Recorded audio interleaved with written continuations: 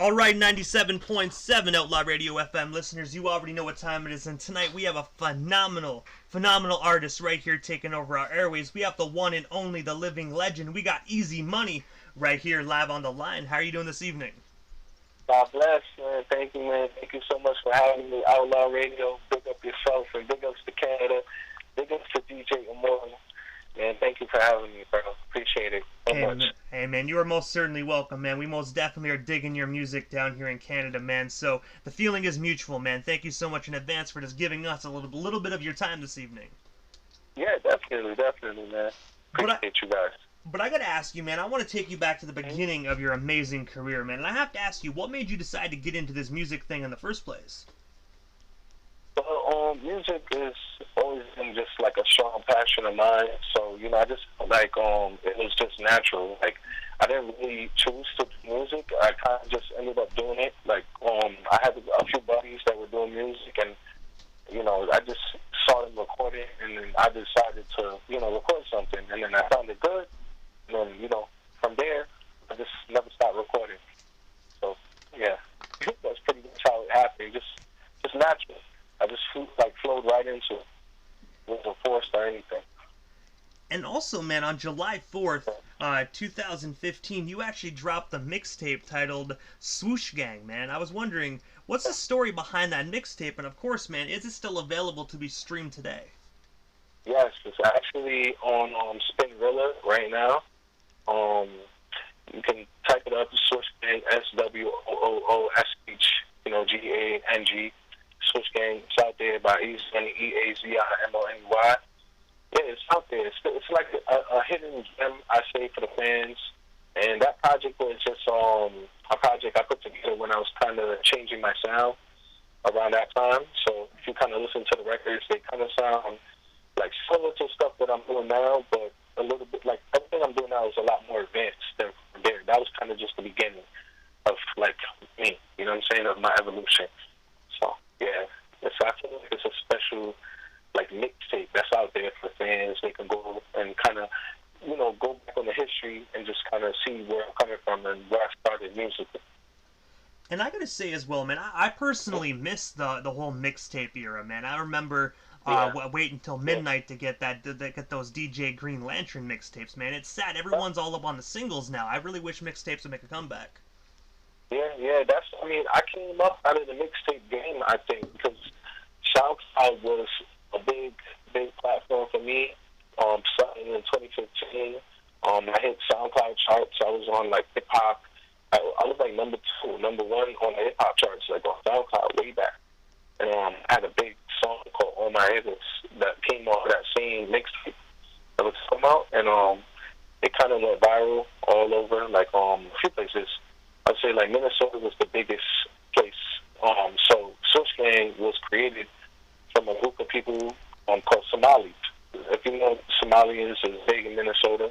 That was pretty much like a core base of mine that supported me. So, you know, Somali, they made up this thing called Somali Gang, and the fans kind of just brought in Swoosh Gang. So I didn't create it originally. The fans actually did that, and I took it and turned it into like a brand, almost.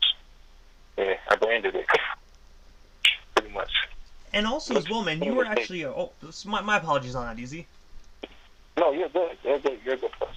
Oh, I was going to say, man, you were actually a part of the Swoosh Gang Entertainment Music Group, man. I was wondering if you could tell our listeners a bit more about that company, and of course, who's actually like signed alongside you today?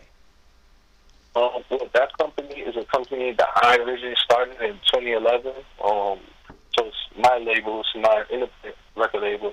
And we have a few artists signed right now. We have one in Germany. Her name is Leanne Angel. She's on Instagram. You can follow her. She's a great artist, great singer. Also, we have Tuel SG, just a newly signed artist.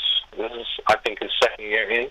So if you listen to like Eurodollar Gang, the most recent works that I have out, you will hear him like on a lot of records, and does his own stuff out, and he's also doing like exceptionally well today. So, and then we have some new artists that we're bringing in for the summer that people will get to know, and then for the new year we'll see where it leads us. But for now we have like two signed artists to the label plus me, so three artists on the label. And I have to ask, man, how did you actually come across your Germany artist, man? I know with the internet, you know, it's so accessible to find anybody, but how did you originally come across that amazing artist? Yeah, that's pretty much the internet, man. It's crazy because my man that I'm working with right now, he's a big producer. His name is Todd Life. He's also a big legend in the game. Producer Jay-Z, Busta Rhymes, DMX, all the greats. Ja Rule, 50 Cent. He made Straight to the Bank by 50 Cent actually. And Dr. Dre. So, and he was looking for artists, and he just reached out to me. And I was just finishing up working with artists. I just got signed to Rodney Jerkins. And that's what I also do. I'm an artist myself, but I bring opportunities for others as well. So I just got this other side, and then he was looking for artists, and then I came across this girl on Instagram. So I just reached out, and pretty much from there, we went from there, and, you know, the history was made from there. So Instagram is big also for looking for artists, looking for talent, and for displaying your content and your music, getting it, you know, the reach. Instagram is just big, man. So big ups. And also as well, man, in 2017, you actually released the project titled New Me vs. Old Me. I was wondering, what's the story and creative concept behind that amazing project, man? Because I gotta say, just the name alone can tell that it's actually a very inspirational project. Yeah, the New Me started way back. Like, pretty much where we were talking before about the mixtapes and stuff. Like, I started the New Me's in the mixtape era.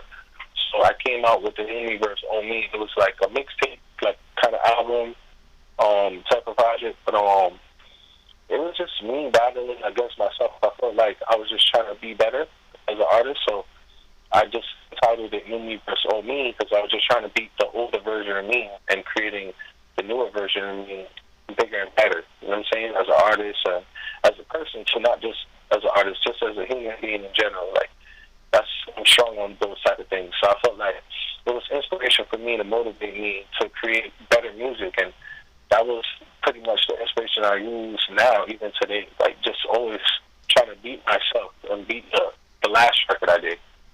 So that's my mindset. So yeah, that's why I named it New Me vs. Old Me. And I gotta say, man, that's what I really enjoy about your music, man. Is this the fact that research, man. I gotta hand it to you. You definitely did your homework. I appreciate that, man. I really do. But like I was saying, man, I really love the fact how you have projects like that, man. Not a lot of individuals nowadays really put a thought process behind their music, man. They kind of just roll it out. But I really like how you have that meaning behind every project you release. Oh yeah, definitely.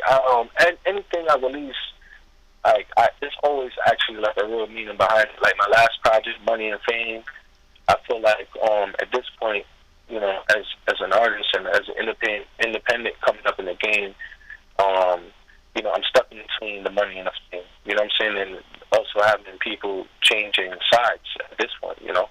This is the point where I see a lot of people switching up and turning on me. So it's like, you know, I'm just talking about the industry kind of now and the juggle and the struggles. Just being independent and trying to make it out is, you know, it's so hard, you know, coming up. And a lot of people don't get it, you know. As independent artists, like, you work extremely hard, like, to get our music out because people not just going to give us that shot unless we attach to, like, you know, the big names, the major labels, and, you know, certain cosigns. But I just feel like being an artist, you know, you got to be independent, but also you do need the majors at some point. You know what I'm saying? So at this point in my life, that we probably will be looking for a major soon to distribute me, or even for a record deal. Who knows? But that's pretty much like everything that I put out is going to be some type of meaning behind it, something that happened to me, a life experience, and I'm going to put it in my music. So if you listen closely, you're going to hear a lot of different things, you know, that we all go through. So it's very relatable. And also as well, man, February 28th of last year, you actually released the EP titled Big Bag. I was wondering if you can tell our listeners a bit more about that phenomenal EP, and of course, do you have any hard copies available for the listeners that really do still love that compact disc format? No, I have no hard copies available, unfortunately, but it is on all streaming platforms, any streaming platform, YouTube as well, SoundCloud. It's everywhere, so they can search it and they can stream it and listen to it now. And the meaning behind that project was just pretty much my name on Instagram, Big Bag 100s. I started creating these different things, you know what I'm saying, and these different, like, personas, I say. Also, so to give my fans something a little bit more, like a character, almost. So the Big Bag is a series. I had Big Bag, and then I just dropped Big Bag 2 not too long ago also. So it's just pretty much just talking about getting the bag, motivation, money movements, how to be an entrepreneur. I'm talking about a lot of different things, ownership in these songs, you know. So I'm not just talking about, driving nice cars, but if you got to listen closely, you'll learn a few things, you know. And even if you watch me and watch my career, a lot of artists that I know, and I created so many artists that, people can watch my career and just take the blueprint right there. You know what I'm saying? So look what I'm doing, and you can see what I'm doing is working for me. So I'm just going to continue, That's pretty much it. And I gotta say, man, right after this interview, I'm actually gonna be spinning one of my favorite joints off that EP titled Mastermind, man. I gotta say, one of my absolute favorites off Big Bag. That's a great record. That's a great choice. Also, if that's one of your favorites, Mastermind. I just feel like a mastermind. You know what I'm saying? That's kind of what I feel like. I feel like everything that I created around me, at some point in life, it will be big. So. I just feel like I created an empire that's slowly building, but shortly it'll be there, and people will understand the meaning behind society and Big Bag and using money. And it's just about building inspiration and pushing the genre further, because we're trying to push hip hop and R&B music also to another level. And I also do so many other genres. So yeah, man, that's pretty much Mastermind. That's what I came with directed. I just felt like, and the crazy thing about that song is that I mentioned Kobe Bryant in that song